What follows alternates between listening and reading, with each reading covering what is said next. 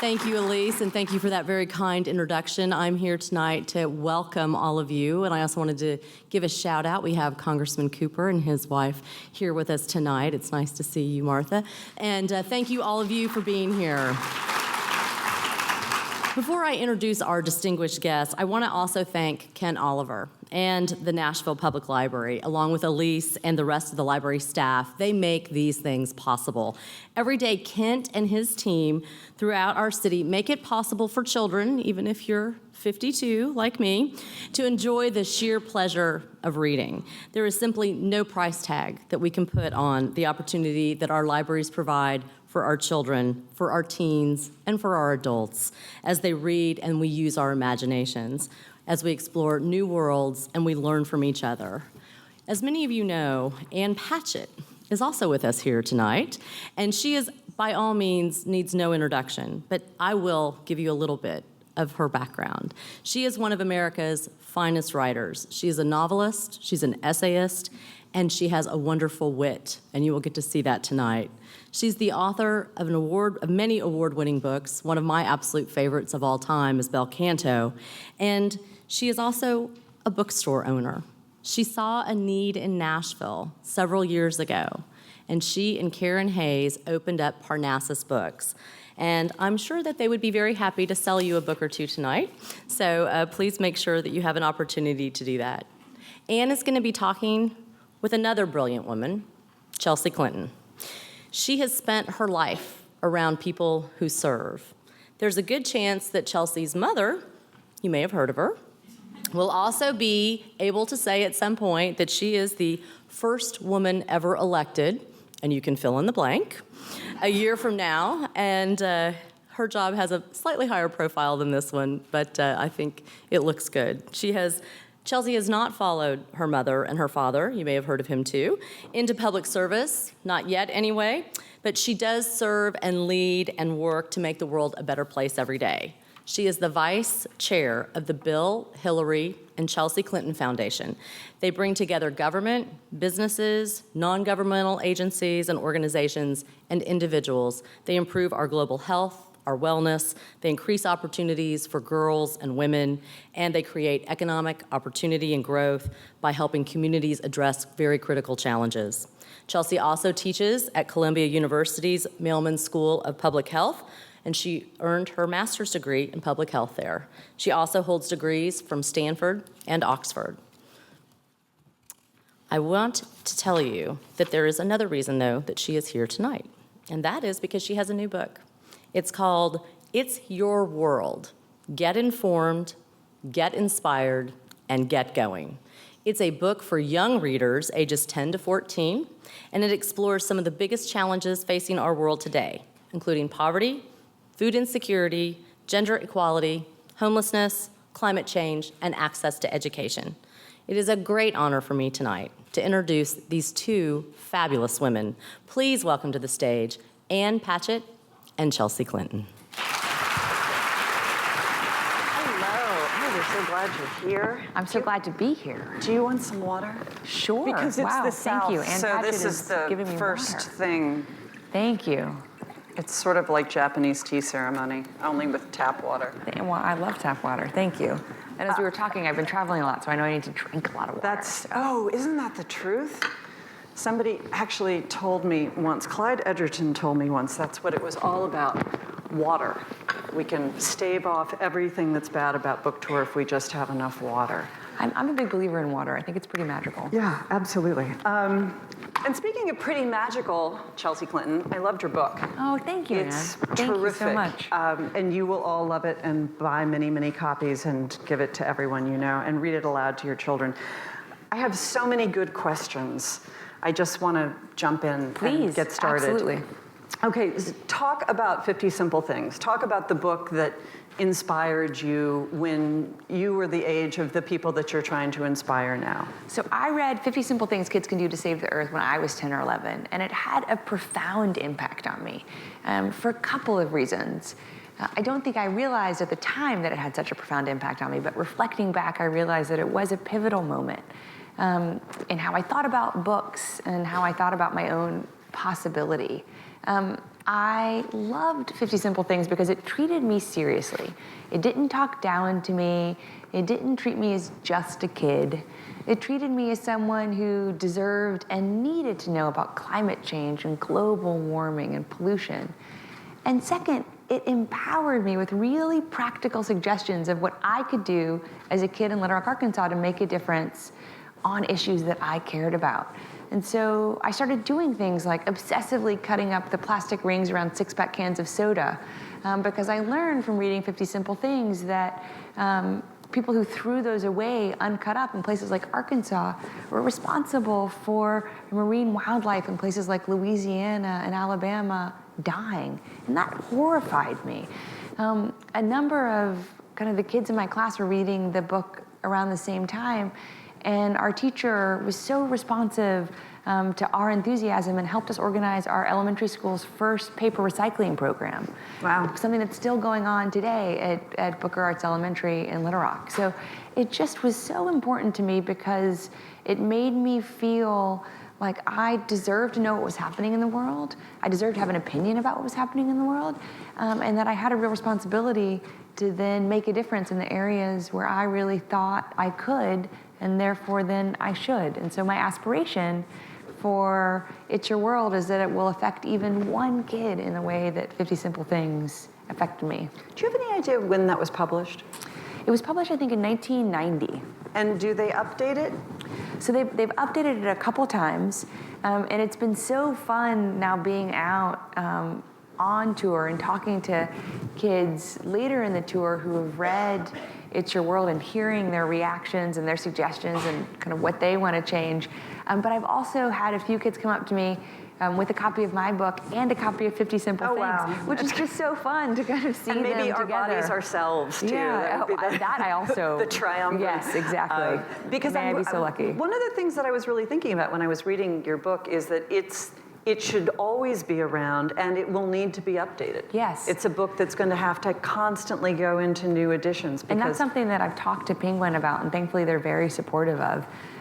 Because one of the things that really motivated me to write It's Your World was talking to kids. I have 19 nieces and nephews, so talking to my 19 nieces and nephews. Oh my gosh. Yes, my husband has 10 brothers and sisters. And Wow. talking to their friends and my friends who have older children to their kids, and how kind of curious they were about their communities and our country and our world, how much they wanted to know what they could be doing to make a difference, but also how much they really wanted to be taken seriously in the same way that I felt like I was taken seriously by 50 Simple Things. And I had kids read the book in many iterations, and kind of the final product was read by lots of different kids. And one of the things that really struck me was, thankfully, how many said, wow, you take us seriously, but how many of them loved the data, because that was a signal of how seriously I took them, but also because it was current. So I do feel quite strongly that every, I don't know if it's 2 or 3 years, what the right cadence will be, we'll have to update it. Speaking of current, one of the things that I found most amazing in your story was that your earliest memories revolved around reading the newspaper. I loved the newspaper. Did you guys read the newspaper when you were a kid? I loved the newspaper. I started reading the newspaper seriously when I was in college. And you were saying when you were 5? I loved the newspaper. Admittedly, I felt like I had to read the newspaper to keep up with the conversations around my breakfast table and my dinner table with my parents. But partly, I felt that way because reading the newspaper meant that I didn't have to rely on them to tell me what had happened. I could offer opinions or ask questions to start conversations because I already knew what had happened because I'd read the newspaper. And so yes, I remember loving reading the newspaper because it felt so empowering to me to not have to be dependent on my parents or my grandparents or my teachers or other adults in my life to tell me about what was happening in Little Rock or in places like Nashville that felt very far away when I was a little girl, or places that were actually far away around the world. I feel like I have so many questions that branch off this theme of many parents have the desire to shield their children. I think it's as someone who doesn't have children, kind of a natural impulse. You don't want your children to grow up too soon. You don't want to scare them. And I thought so much when I was reading your book about the story of the life of the historical Buddha. And Prince Siddhartha, his father, doesn't ever want him to experience pain. He doesn't want him to see suffering or illness or age or death. And so he keeps him inside the walls of the beautiful palace. And then when he goes outside and he sees someone who's sick and someone who's dying, that's the moment that begins his awakening, which seems to be thematically exactly what you're talking about. Do we want our children to be awake? Or do we want our children to be safe and to love My Little Pony and Taylor Swift? You know what I'm saying? I mean, this has got to be a real tension. Well, I don't think they're mutually exclusive. And I certainly think this is a question that every parent has to ask and answer for themselves in whatever way they think is the right answer for their own families. But certainly thinking about my parents and now about my daughter, who's 13 months, so I know she's as absorptive as a sponge, but it's a little bit of a different challenge for us at the moment because she's trying to learn how to walk, so we don't have to worry about quite what you're talking about yet. I think, at least for me, it was really important when I was younger that I know what was happening, partly because outside events did intrude into my life. Sure. You know, kids talked to me at school about things. If their parents were angry at my dad, like they would tell me that in school. And also, I know there's this sense that politics is particularly vicious now, but it's actually always been pretty vicious. I mean, if you look back in the early days of our country, you know, in the 18th century, and you look at old newspaper clippings, it's always been quite a contact sport. And so I think my parents in some ways had a different challenge because it was about helping me learn how to protect myself from an early age and helping me understand kind of what was true and what was opinion, what was false, being able to weed through that and again make up my own mind about kind of what I thought the right answer would be, whether that related to my family or something else. And I'm really grateful for that. And I think that today, it is quite a different world than it was in the early 1980s with the ubiquity of social media and mobile technology and kind of the fast transmission of information. I think so many more kids are effectively living more in public than was true when I was their age 20, 30 years ago. So I think that the challenges are different now, but I also think the opportunities for kids to feel empowered and engaged and also to help protect themselves and their friends are equally kind of more significant. So certainly I clearly have a bias about my own family, and I think every parent has to have that bias and figure out what we each think is the right answer for our families in terms of kind of the balance of kind of what information to share and how to help our kids think about kind of what information is relevant to them, irrelevant to them, kind of what's true, what's not true, and what's somewhere in between. Do you think that there was anything your parents tried to protect you from?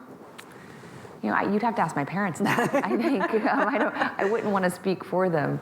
I certainly also have an early memory, and this is something that we've all talked about in different settings because it clearly impacted all of us. I have vivid memories in 1986, so I was 6, of kind of mock debates in my house. My dad was running for re-election as governor. Arkansas was the last state to move from 2 to 4-year elections for governors. So my dad was running for governor kind of all the time in the same way that people in the House of Representatives have to always be running for their seats because they're on a 2-year cycle as well.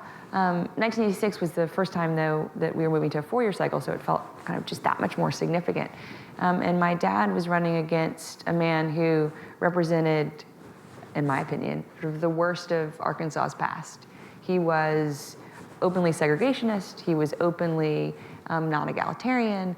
He would make comments about my mother, like, you know, she belonged back in the kitchen, like, why was she a lawyer? I mean, he really was a Luddite. And would have, I think, kind of made our state not certainly what my family wanted our state to look and to feel and to be like. But he was popular and he had traction, and he was the Republican nominee. And so we would have mock debates where my mom, my dad, and I would rotate between playing my dad, his opponent, and the moderator.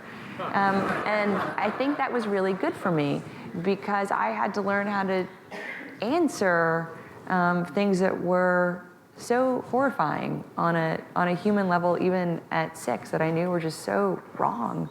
But to be able to mount an argument also about what I thought was right.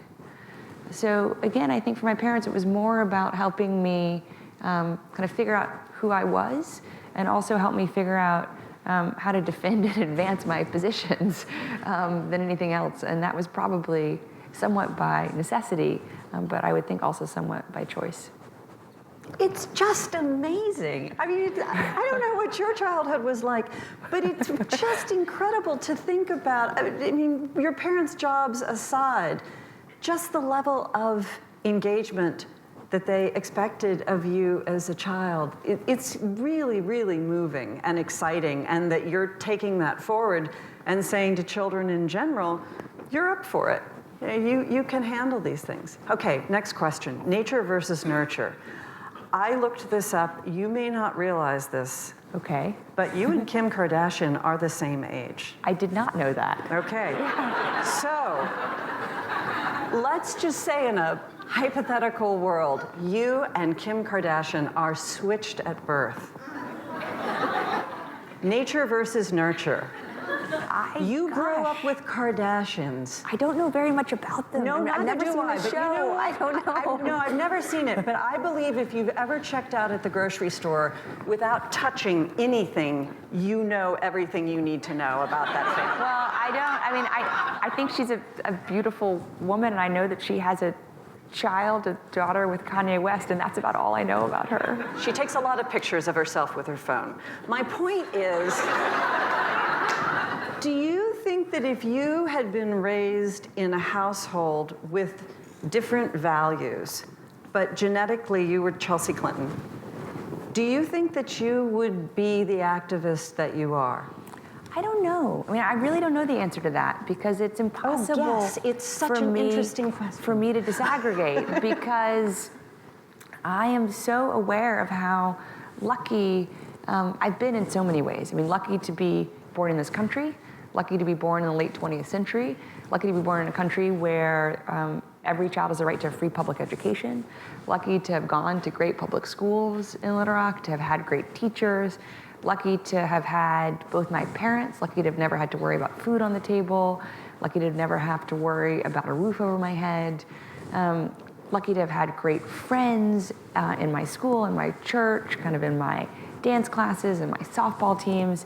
And I imagine that Kim Kardashian was similarly really lucky, right? So similarly really blessed in so many ways that I was certainly blessed, by the grace of God. I also recognize that I was really lucky to have parents who had those expectations that you were talking about. I mean, one of the things that I share in the book is the first kind of bit of activism in my life, which is I wrote a letter to President Reagan when I was 5. It's fabulous, too. Thank you. The stickers really, thank you. really Yes. upped your game. Thank you, and yes, Yeah. well, there was a whole sheet of stickers behind the letter, too. So, yes, they're rainbow and heart stickers. I included them as a gesture of goodwill to President Reagan. I wanted him to take me seriously. And so, I don't know, because moments like that were really important, right? Or moments like when I read 50 Simple Things and I got so activated and my parents and my teachers supported that. So I don't know if I would have had the same levels of support and encouragement and expectation. Because I think that is a huge part of nurture, sort of what do we expect? And then also what opportunities do we kind of give children who expect a lot out of themselves and what they can do. And I don't know enough about her life or her parents to know whether or not, if I had had the same drive, would they have matched me with the same set of expectations and support? Because your book is full of stories about kids who kind of come up out of nowhere to be activists. And who similarly have support from their parents, their teachers, their friends, sometimes all of the above, because none of us engage in serious work alone, right? And I think we all need the support of our family and our friends, and I think that's particularly true of children who need support literally for things like their parents driving them places, or for kids who are under 13 when you're not supposed to be on social media. They're kids who have to work with their parents to help raise awareness or kind of raise money for what they're focused on. Or similarly, kids who are standing up against bullying, where that takes no money, it just takes time and energy and courage. But often you have to recruit people to help you do that. So again, I just was so lucky to have kind of my parents always on my team in the same way that I've always been on their team. And I think that that's a common thread of the kids' stories that I share, that even if it's not their parents, it's their siblings, it's their church leaders, it's their teachers, it's their friends who are helping them kind of make the change they want to see. The letter to Reagan aside, what were some of your earliest acts of activism? Some of the things that you cared about most passionately when you were the age of your readers? So I do want to kind of finish the Reagan story briefly, because please. Yeah, I wrote President Reagan this letter, and it's very brief, so I can recite it to you. It said, "Dear Mr. President, I have seen The Sound of Music. The Nazis don't look like very nice people. Please don't go to their cemetery. Sincerely, Chelsea Clinton." And there's a sticker at the bottom of the letter, and then again, a page of stickers behind the letter. And I had learned from reading the newspaper that President Reagan was going on a state visit to West Germany. And he was planning on visiting the then National Cemetery of West Germany, Bitburg Cemetery, where there were Nazis buried. And I didn't think that an American president should go on behalf of our country and behalf of all of us to pay his respects to where Nazis were buried. So I wrote a letter. I never heard back from President Reagan, and he still went to the cemetery. But I wanted to just kind of fill in the rest of that anecdote, because my parents made me feel as good about trying as I know they would have made me feel if I'd gotten a letter back. And I think there's something really important there, kind of supporting kids who are trying to make a difference. We have an adage in my family, it's always better to get caught trying. You don't really know if you don't try. And when I was the age that the kids are that I hope will read It's Your World, that are thankfully reading It's Your World, I did care intensely about the environment. The first organizations that I joined that were kind of Christmas gifts from my grandparents were the World Wildlife Fund, Conservation International, Greenpeace, and I would devour the monthly newsletters back when kind of they just came in kind of folded pamphlet form, because there was no email, there were no websites, and I was just so proud that I felt like my grandmother's probably $25 annual membership Christmas gift to me was making a difference. Obsessively recycling, and talking to my minister at church about recycling, talking to my neighbors about recycling, talking to my grandparents and my grandparents' neighbors about recycling. And yes, of course, like cutting up the plastic soda ring around cans of soda. So I think those were really what I remember as my first steps toward activism. What has been really moving to me, but also really sad, is how many kids in the schools that I go to, and this didn't happen today at JT Moore, but it's happened pretty consistently across the country, where kids stand up and ask me about bullying, and then stand up and tell me what they're doing about bullying in their school. And I find it so sad that that has been such a consistent question, but also incredibly encouraging that kids stand up and talk about what they're doing to support each other and to stand against bullying, whatever or however it might be kind of masquerading. And so I think, sadly, some of the issues are still the same. Sadly, global warming hasn't gotten better, pollution hasn't gotten better, but also we have some new issues that weren't as pressing 25 or 30 years ago. And I talk about the scope of them in the book, and what some of the kids that I was able to get to know through the process of writing the book or doing about them. But it's been so encouraging to hear so many other stories, so many new stories, to me at least, of what kids are doing about issues that they care most about. I think there is a huge underlying message in this book about compassion. I love it when you talk about, imagine that you're starting the race 10 feet behind and in ill-fitting shoes. You have a lot of metaphors about ill-fitting shoes, which for kids, that's so at the heart of it. If your shoes don't fit, and your shoes almost never fit when you're a kid, that's something that you can really understand. And I think that for children, it's a lot easier to be compassionate for things that are farther away. So you can be very compassionate about animals, you can be compassionate about children who are starving in other countries, and it's harder to be compassionate about the kid in your class who's getting picked on. I thankfully haven't really seen that. And when I was thinking about writing what emerged as It's Your World, I did talk to lots of kids. I also talked to lots of people who work with lots of kids. And I was really struck by the diversity of what I heard from kids in terms of what they cared about. And talking to people who work with kids and who even study what kids care about, there were a few things that really struck me.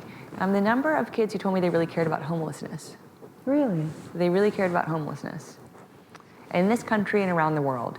And that they were making connections between the people that they saw sleeping outside their school or their church or their library, even where we are today, and the people that they saw fleeing violence around the world. Kind of that it was just so painful to them, as I think it's painful to so many of us, that there are hundreds of thousands of people in our country who don't have homes, and there are tens of millions of people around the world who don't have homes. And also a deep concern about animals, which you mentioned. A deep concern about endangered species, a deep concern about kind of how people treat their pets. Also, as already mentioned, a deep kind of being upset, but also kind of being particularly active about bullying. We're sort of like, so many kids are just like, it's enough. Like, we've seen it now enough. Like, it's been too much in our schools. Like, there are too many kids getting bullied just because they're small, or because of the color of the skin, or because they're girls, or because they're quiet, or because they're musical, or because they're disabled. And that's something I heard a lot. Wow. Like, kids are like, we really don't like that people pick on the disabled kids. So I was really struck by how, of course, individual the concerns were, but also how there were pockets of real kind of concentrated compassion about sometimes issues that were far away, but often connected to what they were seeing in their own kind of schools and communities. Do you read Peter Singer? Yes. Has he had Peter Singer is the chair of the philosophy department at Princeton. And I find he has had a big effect on my thinking about issues of poverty, a lot of the issues that you're talking about. And I was just wondering if he was someone whose thinking had affected you, or how you felt about it. I'm sure. I mean, I not consciously, partly because when I was writing It's Your World, I tried really hard to not be sort of overly aware of any one influence, because I did want it to very much be in my voice, and I also really wanted it to be both credible and accessible to kids, which is something that we've talked a little bit about already, kind of that it would be accessible, that kids would really be able to read it and understand it, but also credible in the same way that 50 Simple Things have been credible to me, that I was taking them seriously, that I was providing them kind of with the information and the stories that they needed to tune into issues that they care about, and then to make a difference in those issue areas. How would you most like to see this book read? Would you like to see a parent get the book and read it with their children, or do you think that it's the kind of book that a child could read? I've got to tell you, it's a very good book just if you're an adult on your own with no children in your life. I really got so much out of it. And I wish they would put a different cover on it and sell it right next to the one that you have already for adults, because nobody would know the difference. Well, thank you. I'll tell Penguin. Yeah, it's a great marketing ploy, because I do think that adults are hungry for the exact same things. But I just kept thinking, is this too much for kids? It would depend on the kid. It would depend on their age. I think, so I've had kids, the book is targeted to 10 to 14-year-olds, but I definitely have had 8 and 9-year-olds come up and say things to me like, I read chapter books so I can read your book. I say, absolutely. And read it 52-year-olds and see what you too. think. Well, thank you. Yes. Just with you all the way. So I think probably the answer is different for every kid. For me, when I was that age, I loved reading books first, but often then asking my parents to read them if they'd been really important to me, because I wanted to know what they thought about the book. I wanted to know kind of whether they would agree with me or disagree with me or kind of recognize why I thought something was important. So I certainly hope that kids will read it, but I hope that if they want to, they'll share it with their parents, with their teachers, with their friends, because again, I think we're always stronger when we work together. And so if we bring other people into kind of what we care about and what we're thinking about, I think then we're more likely to succeed. I'm getting the high sign that we need to take some questions from the audience and would like to take questions from children first. And there are the lights. No pressure. Yeah, no pressure. You have questions. You know you do.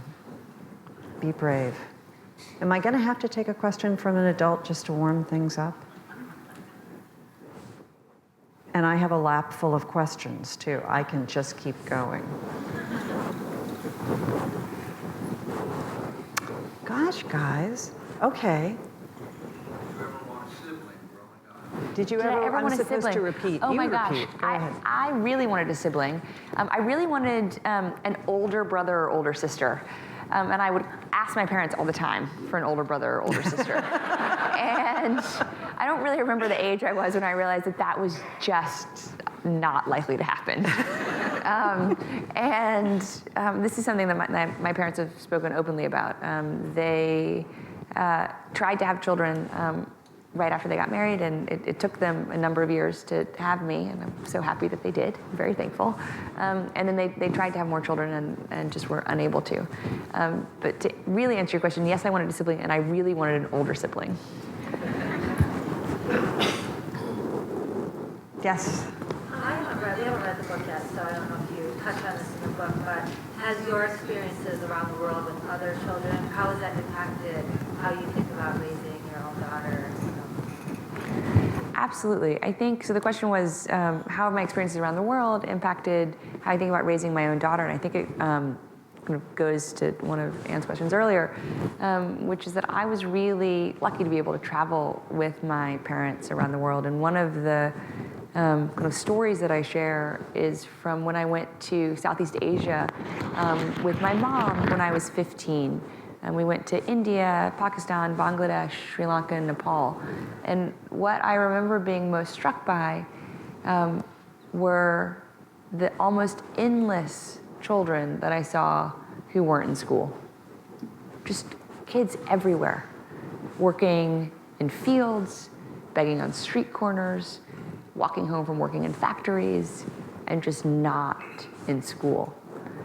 And I hadn't really understood that we had such a challenge in the world.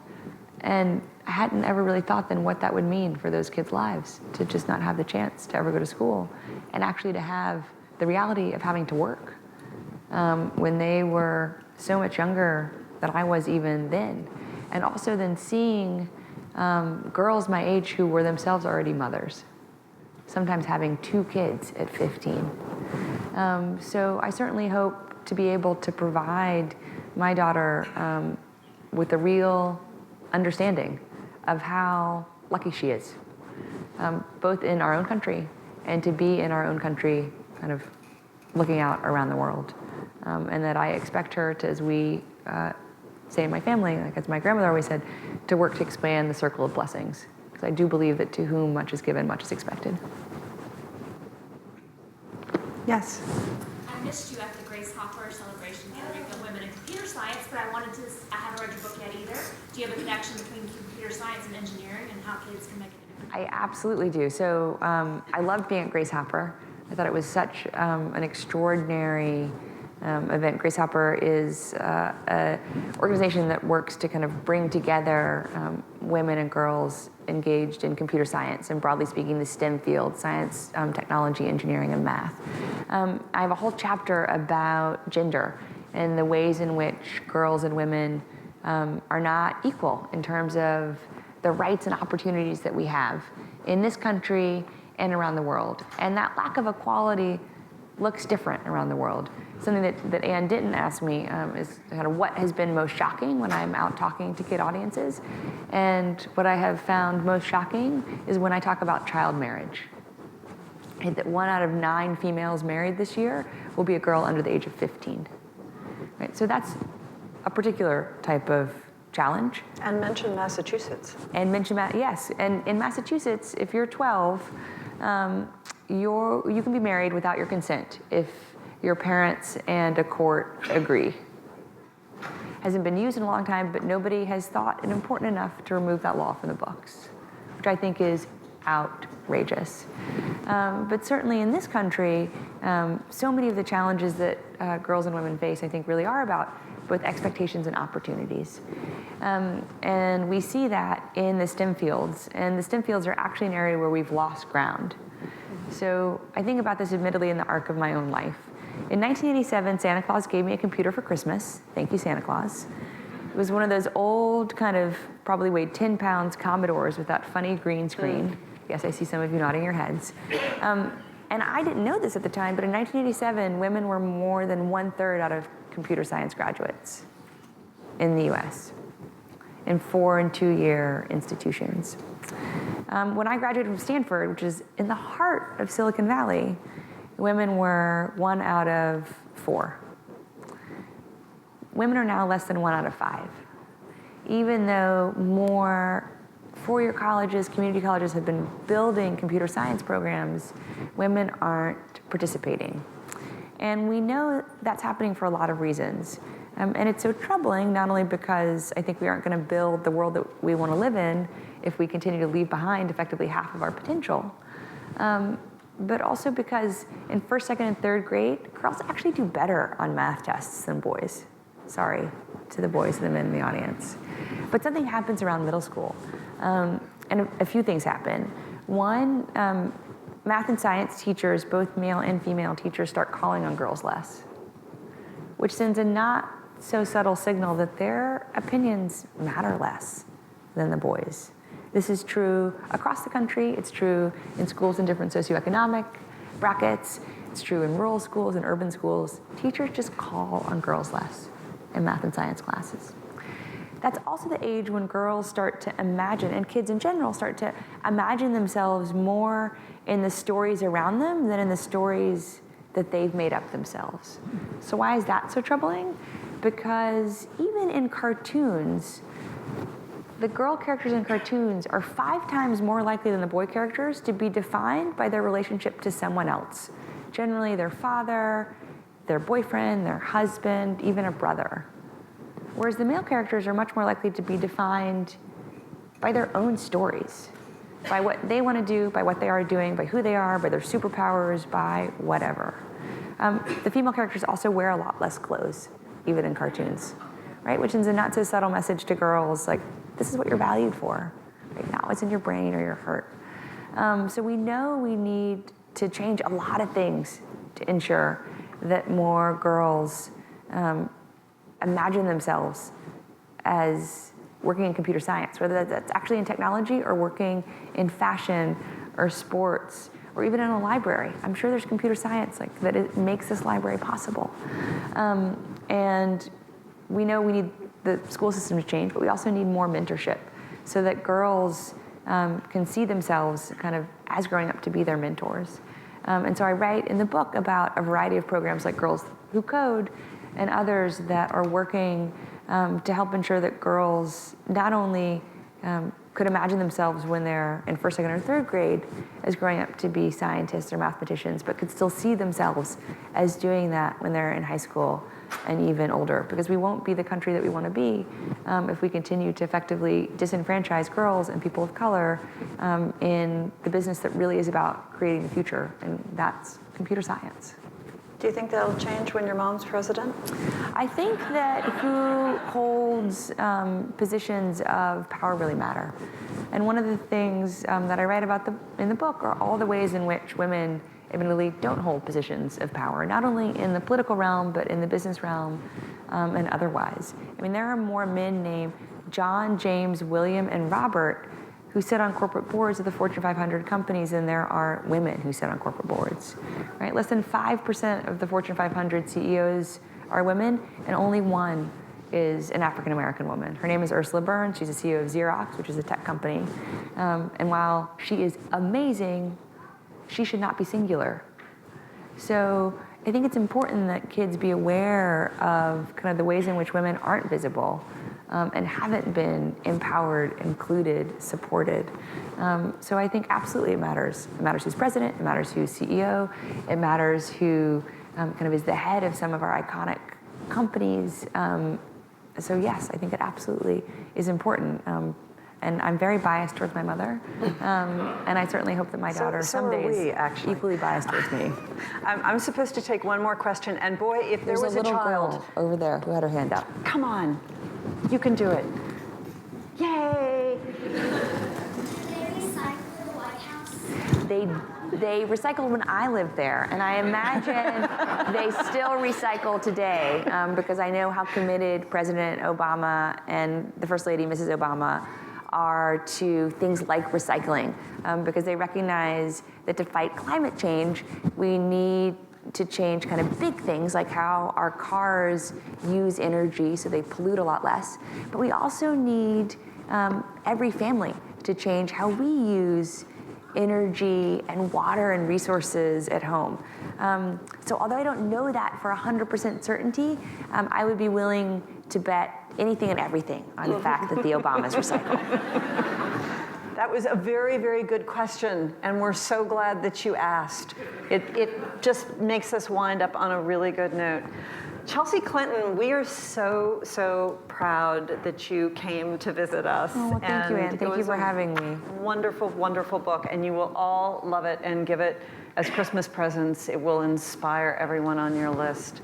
Thank you. Thank you so much. Thank you, everyone.